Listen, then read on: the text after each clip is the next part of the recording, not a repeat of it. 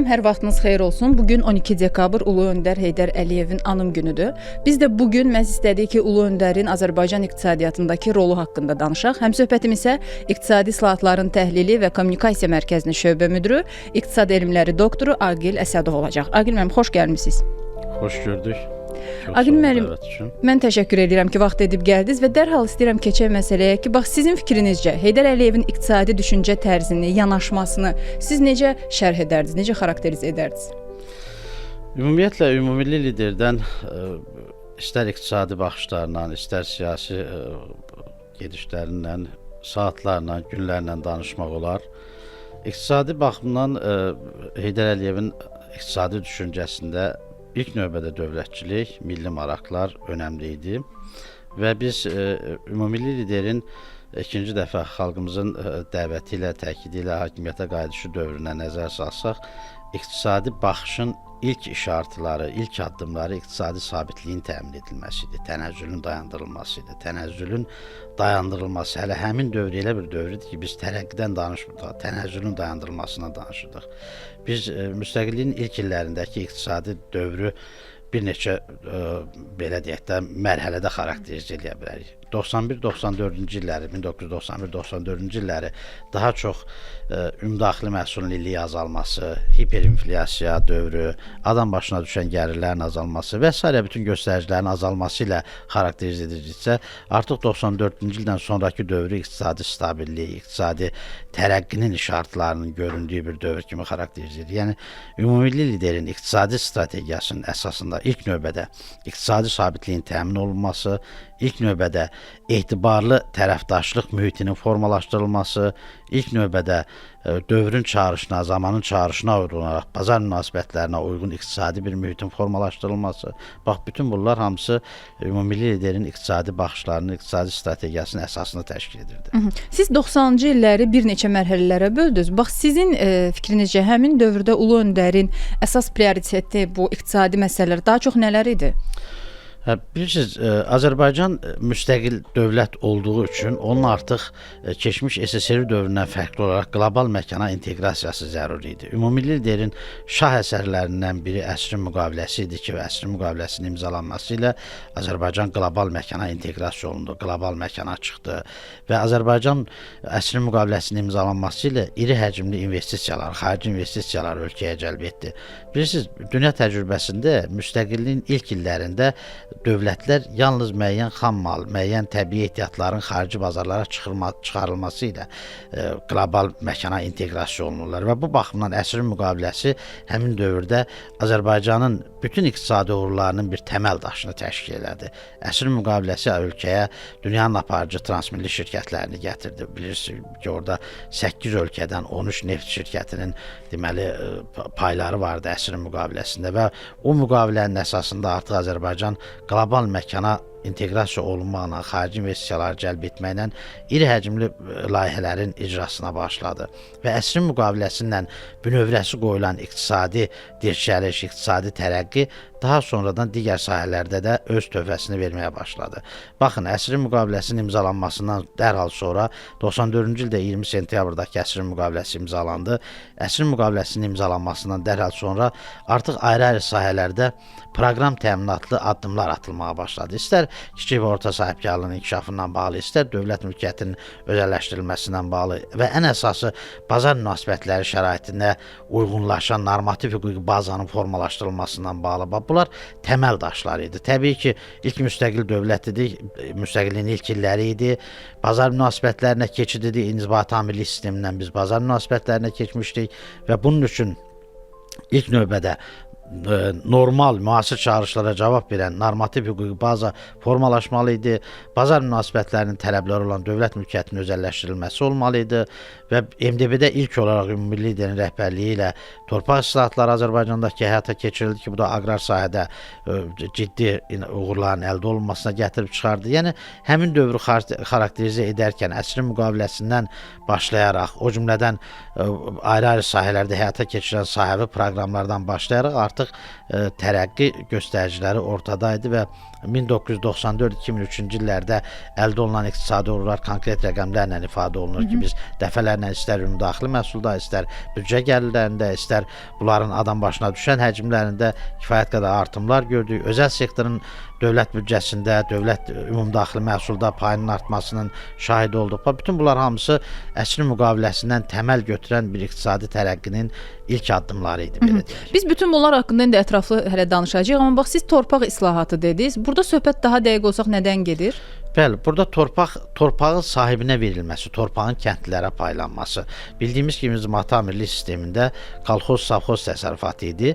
Torpaq islahatının həyata keçirilməsi ilə isə artıq torpaq öz sahibinə, kəndlilərə verildi və bu bazar münasibətləri şəraitinin bir çağırışı idi ki, torpaqdan səmərəli istifadə ilə bağlı hər bir kəsin torpaq payının ayrılması, torpaqlardan istifadənin bu baxımdan səmərəliləşdirilməsi və həm də eyni zamanda artıq şaquli istiqamətdə yuxarıdan verilən tapşırıqlar əsasında deyil, torpaq sahibinin özünün qəbul etdiyi qərarlar əsasında deməli hər hansı bir məhsulun əkilməsi, yığılması, bazarın bunu tənzimləməsi lazım idi. Bilirsiniz, bazar münasibətləri şəraitində dövlətin iqtisadi proseslərə müdaxiləsi yalnız müəyyən tənzimləyici, stimullaşdırıcı addımlarla müşahidə olunur. Yəni burada artıq inzibati milli sistemindən fərqli olaraq yuxarıdan tapşırıq əsasında şaquli idarə etmə yoxdur. Burada üfüqi idarə etmədir və artıq burada torpaq sahibi özü müəyyən edir ki, nəyi əkir, nəyi biçir, nəyi bazara çıxarır. Torpaq islahatlarının əsas mahiyyəti buradaydı və MDB-də ilk dəfə olaraq həyata keçirilən bu torpaq islahatları Azərbaycanda aqrar məhsulların istehsalı, aqrar sahədə uğurların təminatçısı kimi bir lokomotiv rolunu oynadı. Düzdür, biz əsrin müqaviləsi haqqında biraz danışdıq, amma istəyirəm ki, Ulu Öndərin o zamanki enerji siyasəti nədən ibarət idi daha çox və bugün biz onun hansı təsirlərini görürük, o haqqda danışacağıq. Bəli, qeyd olunduğu kimi əsrin müqaviləsi bizim iqtisadi dinamikanın, iqtisadi tərəqqinin özəyini təşkil edir, özünlüyü təşkil edir və burada da ümumi liderin nüfuzu, dünya siyasətçisi kimi onun siyasi gedişləri, yəni müqavilənin Azərbaycanın maraqlarına uyğun şəkildə imzalanması bugünkü iqtisadi uğurlarımızın da əsasında dayanır. Baxın, həmin dövrdə Azərbaycan neftinin dünya bazarına çıxarılması ilə bağlı Bakı Subsa və bir neçə digər variantlar, Bakı Novorosiyski deməli kəmərləri var idi ki, həmin dövrdə o kəmərlərlə Azərbaycan neftinin xaricə çıxarılması nəzərdə tutulurdu.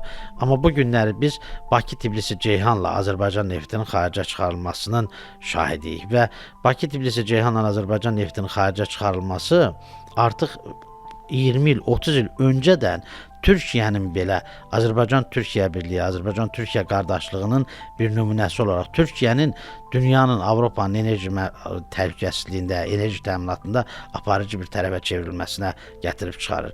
Əsrin müqaviləsində bünövrəsi qoyulan layihələr bugün Bakı Tbilisi Ceyhan vasitəsilə Türkiyə üzərindən Azərbaycan nefti dünya bazarına çıxarılır. Bu günləri Cənub qaz kəməri vasitəsilə TANAP-TAP layihələri davam olaraq Azərbaycan qazı Türkiyə üzərindən xaricə çıxarılır. Və yaxın gələcəkdə Allahın izni ilə Zəngəzur dəhlizi açılacaqdır. Azərbaycandan daşınan tranzit yüklər Türkiyə üzərindən Avropaya çıxarılacaqdır. Baxın, burada Türkiyə-Azərbaycan birliyi hələ əsrin müqaviləsi dövründə ümumi liderin təkidi ilə Bakı Tbilisi Ceyhan layihəsinin reallaşması, yəni müxtəlif variantlar vardı. İstər şimal qonşumuz tərəfdən, istər qərb tərəfdən müxtəlif boru kəmərləri layihələri təklif edilirdi. Amma ümumi lider Bakı Tbilisi Ceyhan layihəsinin üzərində təkid etdi və onun reallaşması üçün bütün siyasi iradə ortaya qoydu.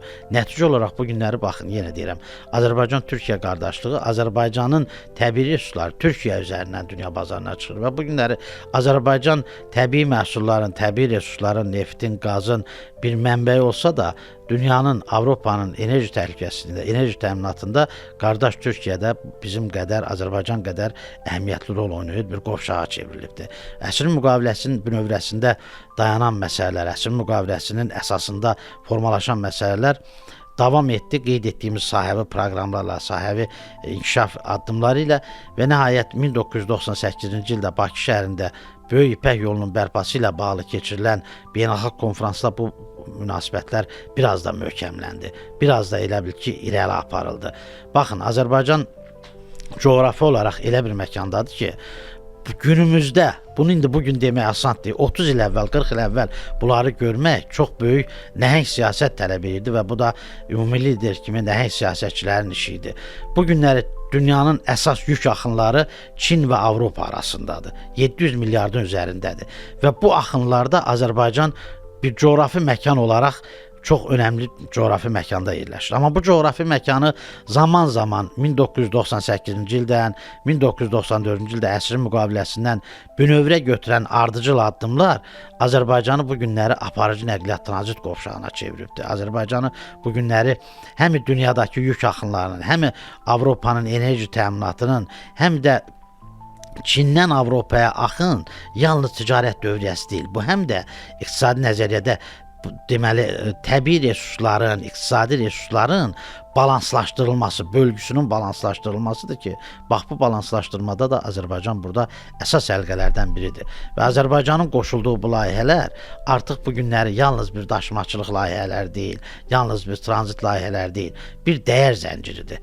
Hansı ki o dəyər zəncirinin bünövrəsi əsrin müqaviləsindən və daha sonra bir neçə il sonra 1998-ci ildə İpək yolunun bərpası ilə bağlı Bakıda keçirilən konfransda qəbul edilən qərarların real nəticələridir. Agil müəllim, bir də nəzərə alsaq ki, məsələn xarici investorların bir ölkəyə yatırım etməsində orada siyasi stabillik olmalıdır. Bəli, bizdə isə 90-cı illərin əvvəllərində bilirik ki, vəziyyət necə idi.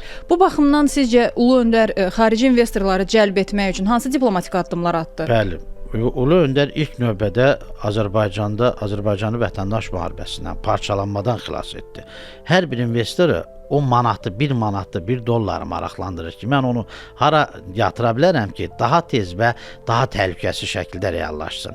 Və bunun üçün iqtisadi stabillik, bunun üçün siyasi stabillik çox önəmlidir. Və hansı ölkədəki iqtisadi stabillik var, siyasi stabillik var, orada uzun müddətli qərarlar qəbul etmək mümkündür. İnvestorlar məhz bu amillər cəlb edir. Ona görə də ümumilli liderin ən böyük xidmətlərindən biri Azərbaycanı parçalanmaqdan, bir dövlət kimi yox olmaqdan xilas etdi, vətəndaş müharibəsindən xilas etdi və nəticədə 1994-cü ildən etibarən ölkədə formalaşan siyasi, iqtisadi stabillik investorları cəlb etdi, Azərbaycanı dünya bazarına çıxardı. Çox doğru qeyd etdiniz. Yəni investorlar üçün sabitlik yoxdursa, nə qədər iqtisadi maraq olsa da, birinci növbədə onları maraqlandıran sabitlikdir. İnvestorların uzun müddətli qərar qəbul edə bilməsi önəmlidir, hansı ki bu da sabitliyə söykənir, stabilliyə söykənir. Və Azərbaycanın iqtisadi inkişaf dinamikasına fikir versək, Azərbaycanın iqtisadi inkişaf dinamikasında bir stabillik var, bir yüksələn xətt və stabilliyi var və bu stabillik həm Azərbaycanın malik olduğu əlverişli mövqenin Azərbaycanda ardıcıl şəkildə həyata keçirilən, ardıcıl şəkildə qəbul edilən və uğurla reallaşdırılan dövlət qərarları, dövlət proqramları, dövlət layihələri, bax bunlar hamısı xarici investorlar müşahidə aparır, araşdırma aparır, xarici investorları cəlb edən əsas göstəricilərdir, əsas amillərdir. Mən istəyirəm biz həm də Ulu Öndər Heydər Əliyevin məşğulluq və kadr siyasəti ilə bağlı gördüyü işlərdən də mütləq danışaq. Bu təbii ki, hər bir dövlətin belə deyək də ən önəmli hədəflərindən biri vətəndaşlarının layiqli həyat səviyyəsini təmin etməkdir ki, Azərbaycanda da qəbul edilən qərarların, həyata keçirilən siyasətin əsas hədəfi bu idi. Vətəndaşların rifah halının yüksəldilməsi, ölkədə daha yüksək həyat səviyyəsinin təmin olması, bütün qərarların arxasında bu dayanır. Bütün qərarlar buna dəlalət edir, buna xidmət edir. Milli təhlükəsizliyin təmin olunması, milli maraqların təmin olunması və vətəndaşların daha yaxşı yaşamasının təmin olunması. Və təbii ki, burada vətəndaşların məşğulluğu, sosial məsələlər önə çıxır. Hələ biz ümumilli liderin SSR dövründə Azərbaycanın rəhbərlik etdiyi tarixə nəzər salsaq, hələ o dövrdə yüzlərlə, minlərlə Azərbaycanlının SSR-nin aparıcı ali təhsil müəssisələrində təhsil almasına, daha yaxşı təhsillənməsinə şərait yaratmışdı. İnsanları göndərirdi ayrı-ayrı SSR-in, o vaxtki SSR-in ayrı-ayrı respublikalarında, aparıcı universitetlərdə, institutlarda, o vaxt institutudur, təhsil almağa. Və ümumilli liderin müstəqillik illərində Azərbaycana rəhbərlik etdiyi dövrdə də bacarıqlı gənclərin seçilməsindən bağlı müxtəlif proqramlar, gənclər siyasətindən bağlı gənclər proqramları qəbul edildi. Gənclərin xaricdə təhsillə bağlı proqramlar qəbul edildi ki, gənclər xaricdə aparıcı universitetlərdə təhsil aldılar və dünya çağırışlarını, dünyanın qlobal baxışları, qlobal çağırışları özlərində mənimsədilər. Bilirsiniz, indiki dövrdə əsas mübarizə intellektual mübarizədir, intellektual silahdır. Yəni intellektual gücün formalaşdırılmasıdır və ümumilli liderində əsas siyasi baxışlarının bir istiqamətini gənclərlə bağlı intellektual vətənpərvər Azərbaycan gəncliyinin formalaşdırılması təşkil edirdi. Hansı ki, intellektual gənclik özü məşğulluğunu da təmin edə bilir, özü yeri gələndə bir sahibkarlıq subyekti, özəl sektorun inkişafı baxımından da iştirak edə bilir. O cümlədən dövlət strukturlarında da çalışmaqla dövlətə, xalqa xidmət etmiş ola bilir. Yəni o zaman məşğulluqla bağlı proqramlar qəbul edilirdi, sahibkarlığın inkişafı ilə bağlı qəbul edilirdi və həmin proqramlarda da xüsusilə gənclərə önəm verilməsi Azərbaycanda məşğulluqla bağlı, iqtisadi fəal əhalinin məşğulluğunun təmin olunması ilə bağlı deməli ciddi uğurlara səbəb olmuşdur, gətirib. Bir də yəqin ki, belə tarixə nəzər salsaq, hər dövr üçün müxtəlif ölkələrdə prioritet olan ixtisaslar, sahələr olur ki, o sahədə daha çox kadr yetişdirmək ya dövlət öz hesabına edir, ya da maraqlı olurlar ki, daha çox adam olsun. Çünki tələb də olur. İndi məsələn təxmin edirik ki, artıq bir çoxumuz bilirik ki, hansı sahələrə daha çox tələb var, amma həmin dövrlərdə prioritet olan ixtisaslar məsələn hansılarıdır? Kimləri daha çox xaricə təhsil üçün göndərirdilər? Deməli, çox doğru qeyd etdiniz. Hər dövrün öz çağırışı var. Və nəzərə alsaq ki, Azərbaycanın müstəqillik illərində Azərbaycan sanki sıfırdan yox, 90-cı illərin əvvəllərində siyasi səriştəsiz insanların ölkəyə rəhbərlik etməsində artıq belə deyək də mövcud olan baza belə dağılmışdı. Azərbaycan sıfırdan yox, mənfidən başlayırdı. Ona görə də əslində kimlərin, hansı ixtisas sahiblərinin daha önəmli olması müəyyən etmək biraz mövcud bir baza olmayanda bu o qədər də asan məsələ deyil. Amma qlobal çağırışlar var idi. Qlobal çağırışlar özəl sektorun inkişafı, bazar münasibətlərinin deməli bərqərar olması və nəzərə alsaq ki, Azərbaycan da əsas etibarilə İlk illərdə neft-qaz ölkəsi kimi tanınırdı. Azərbaycan əsas enerji resurslarının mənbəyi kimi tanınırdı. Bu baxımdan hesab edirəm ki, bu istiqamətlərdə gənclərin təhsil alması önəmli idi və dövlətimiz də bu istiqamətdə gənclərin intellektual imkanlarının artırılmasına çalışırdı və bu zaman-zaman dəyişə bilən bir məsələdir. Təbii ki, 98-ci ildə dediyimiz nəqliyyat müqaviləsinin, İpək yolunun bərpasına bağlı müqavilənin imzalanmasından sonra artıq nəqliyyatla bağlı, logistika ilə bağlı ixtisaslar ortaya çıxdı və bu istiqamətdə Azərbaycana mütəxəssislər lazım idi. Yəni bu zaman-zaman dəyişə bilən bir məsələdir, amma konkret ilk illərə nəzər salsaq, özəl sektorun inkişafı, dövlət mülkiyyətinin özəlləşdirilməsi, məsələn, biz özəlləşdirmə prosesi ilk addımdır. Özəlləşdirmə ilə bağlı proseslər Azərbaycana məlum deyil. Lazımdır ki, bunu beynəlxalq təcrübəni öyrənən gənclər olsun, beynəlxalq təcrübəyə bələd olan insanlar olsun ki, Azərbaycanda bunlar həyata keçirilsin və bu istiqamətdə kadrların yetişdirilməsi həmin dövrdə daha aktual idi. Özəlləşdirməni istəyirəm ki, iqtisadçı olmayanlar üçün biraz da açasınız. Məsələn, özəlləşdirmə deyəndə söhbət nədən gedir? Özəlləşdirmə deyəndə, yəni dövlət mülkiyyəti tədricən özəl sektorun idarəçiliyinə verilir. Dövlət əslində əvvəldə də biz qeyd etdik də bazar münasibətləri şəraitində dövlətin ancaq üzərinə düşən tənzimləyici və stimullaşdırıcı addımlardır. Dövlət iqtisadi proseslərdə aparıcı mövqeni özəl sektora ötürür tədricən. Bu günlərdə Azərbaycanda hələ biz danışırıq məsəl üçün 30 il əvvəldən 30 il sonra da Azərbaycanda dövlət özəl əməkdaşlığı ilə bağlı müvafiq dövlət proqramı var, qərar var. Yəni tədricən dövlət öz üzərindən yükü özəl sektorun üzərinə atır və bu da bazar münasibətlərinin çağrışıdır. Bazar münasibətlərindən irəli gələn məsələlərdir. Özəlləşdirmə SSR dövründə, keçmiş inzibati milli sistemində Azərbaycan dövlətinin idarə etməsində olan müxtəlif müəssisələrin özəl sektorun idarə etməsinə verilməsidir. Özəl sektorun idarəçiliyinə verilməsidir. Yəni özəlləşdirmənin mahiyyətində bu dayanır. Bu həmin dövrlərdə bizim üçün yeni bir iqtisadi model idi də, belə deyə bilərik. Yeni bir yanaşma idi. Yəni bir inzibati amirlikdən bazar münasibətlərinə keçidi və bunun da əsasında özəl sektorun inkişafı dayanır. Bax, həmin dövrü necə şərh edirsiniz? İnsanların bu adaptasiya prosesi necə baş verdi? Təbii ki, insanların adaptasiya prosesi o qədər də belə deyək də asan olmadı. Bu mənada ki, xüsusilə belə deyək də iqtisadi fəal əhalinin 70 illik SSR dövründən, SSR quruluşundan, batamillikdən çıxıb özəl sektora gəlməsi biraz belə deyək də, əlbəttə xüsusi bir yanaşma tələb edirdi və ona görə də elə lazım idi ki, Azərbaycanlı gənclərin, Azərbaycanlı mütəxəssislərin beynəlxalq təcrübəni öyrənməsi, özəlləşmə ilə bağlı ayrı-ayrı ölkələrin təcrübəsinə bələd olması. Çünki SSR dövründə belə idi də, biz hansısa bir müəssisədə çalışırdıq, orada tabelə qol çəkirdik, əmək haqqı alırdıq. Amma burada isə özəlləşdirmədə isə belə idi ki, hansısa bir müəssisəni idarə etməlisən və idarə etməklə yanaşı həmin müəssisənin belə deyək də, əməkdaşlarını, həmin müəssisənin işçilərinin də əmək haqqı ilə təmin olunması, müəssisənin rentabelli fəaliyyətinin məsuliyyətini öz üzərinə götürməlisən. Bax, bu məsuliyyəti götürəcək insanların yetişməsi təbii ki, müəyyən zaman apardı, amma Azərbaycan bu mərhələni qısa müddətdə uğurla keçdi. Ona görə ki, burada yalnız özəlləşdirilsin və hansısa bir şəxs özəl mülkiyyəti idarə etsin deyil, biz bu məsələlərə kompleks yanaşdıq.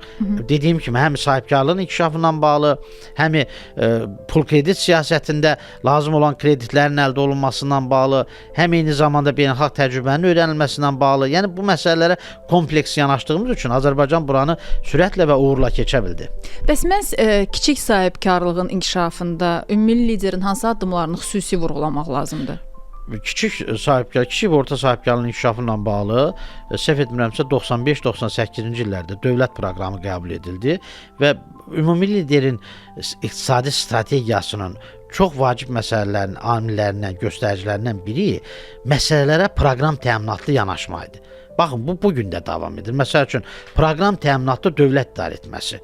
Kiçik və orta sahibkarlığın inkişafı ilə bağlı proqram təminatı təmin edildi və proqram təminatlı idarə etmə konkret hədəflər qoyulur, konkret zaman müəyyən edilir və o hədəflərə zamanında çatmaq müvafiq qurumların, müvafiq dövlət idarəçiliyində çalışan adamların qarşısında qoyulur və proqram təminatlı idarə etmə zamanında hədəflərə yetişməni təmin etdi. 95-98-ci ildə qəbul edilən proqramın nəticələri sonrakı illərdə daha geniş əhatəli və daha inkişafa sövq edici proqramların qəbuluna əsas yaratdı.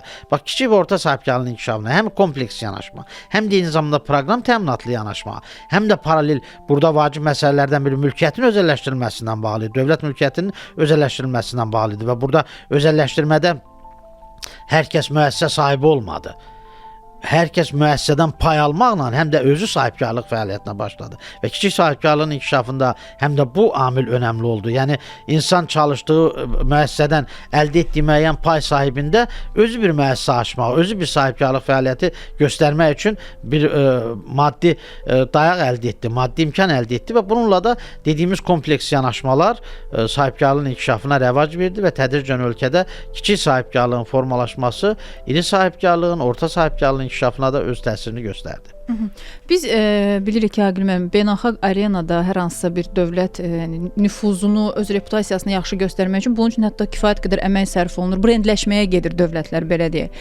Həmin dövrdə sizcə milli liderin hansı addımları Azərbaycan brendinin, adının brendləşməsinə daha çox təkan verdi?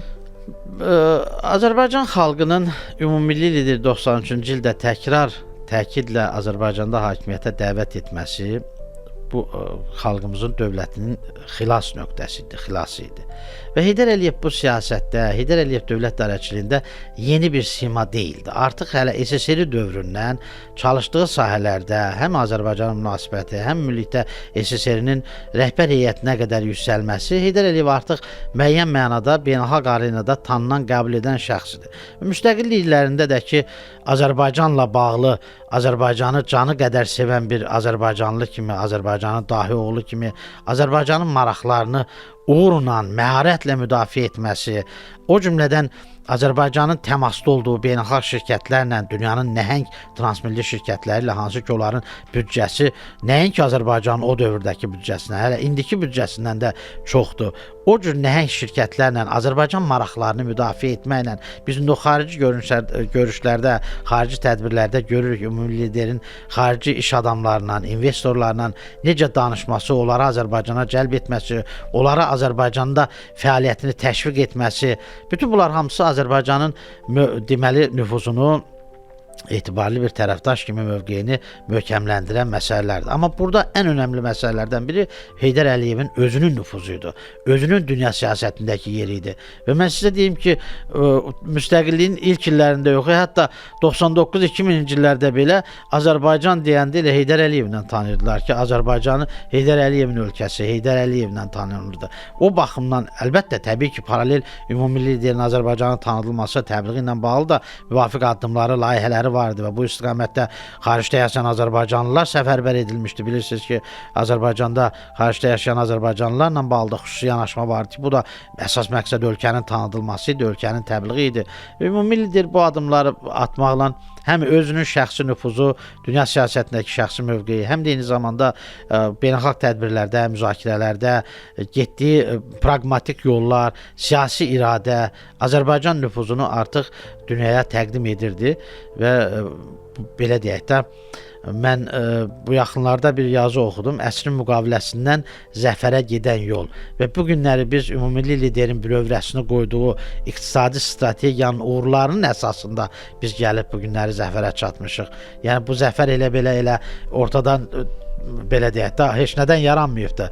Əsrin müqaviləsi, Azərbaycanın beynəlxalq nəqliyyat qovşaqlarından birinə çevrilməsi, Azərbaycanda proqram təminatlı dövlət idarəetməsinin həyata keçirilməsi, bunlar bilirsiniz, siyasi qərarlar iqtisadi dayağa söykənməlidir. Eyni zamanda iqtisadi güc də siyasi qərarlara əsaslanmalıdır. Bunları biri digərindən ayrı mümkün deyil və düzgün siyasət, qəbul edilən düzgün siyasi qərarlar, ardıcıl qəbul edilən, uğurla reallaşdırılan proqramlar və bu formalaşdırdığı iqtisadi güc Azərbaycan artıq istər ordu quruculuğunda, istər özünün müdafiəsi üçün, ərazilərinin bütövlüyünün təmin olunması üçün lazımi ehtiyatların formalaşdırılmasında imkanlar yaratmışdı. Baxın, Azərbaycanla bağlı indi 93-cü ildə BMT-nin qəbul etdiyi qətnamələr vardı. Hansını icra etdi beynəlxalq aləm?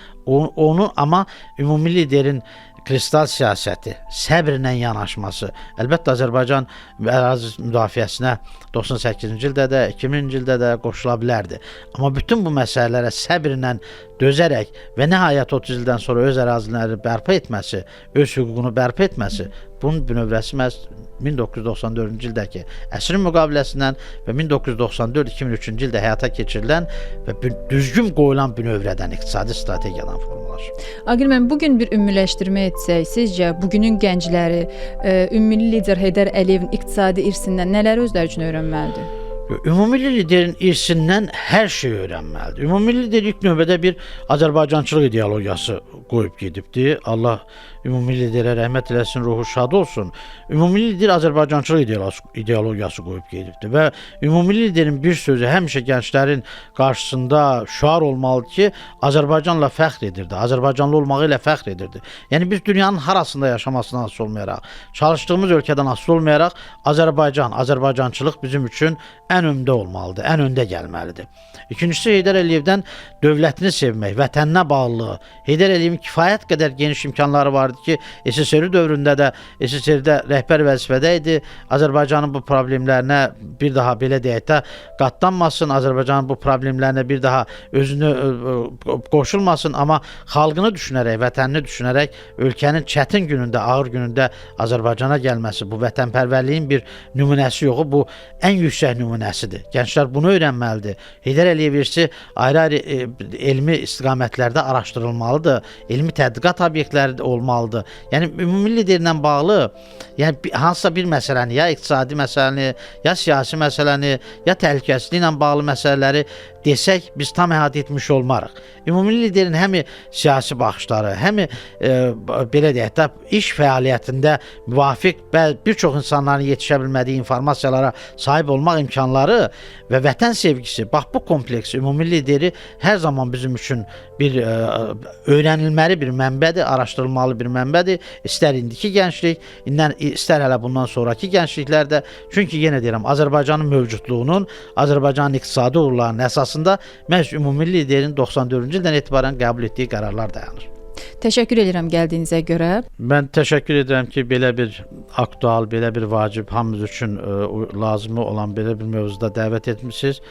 Bu həm də İqtisadi Saatların Təhlil və Kommunikasiya Mərkəzi adından təşəkkür edirəm ki, belə bir aktual mövzuda mərkəzi dəvət etmisiniz. Çox sağ olun. Siz sağ olun gəldiyinizə görə. Bir daha xatırladım ki, bugünkü həmsöhbətim İqtisadi İslahatların Təhlili və Kommunikasiya Mərkəzinin şöbə müdürü, İqtisad elmləri doktoru Aqil Əsədov oldu. Biz onunla birlikdə 12 dekabr Ulu Öndər Heydər Əliyevin anım günündə məhz onun iqtisadiyyatdakı rolu haqqında danışdıq.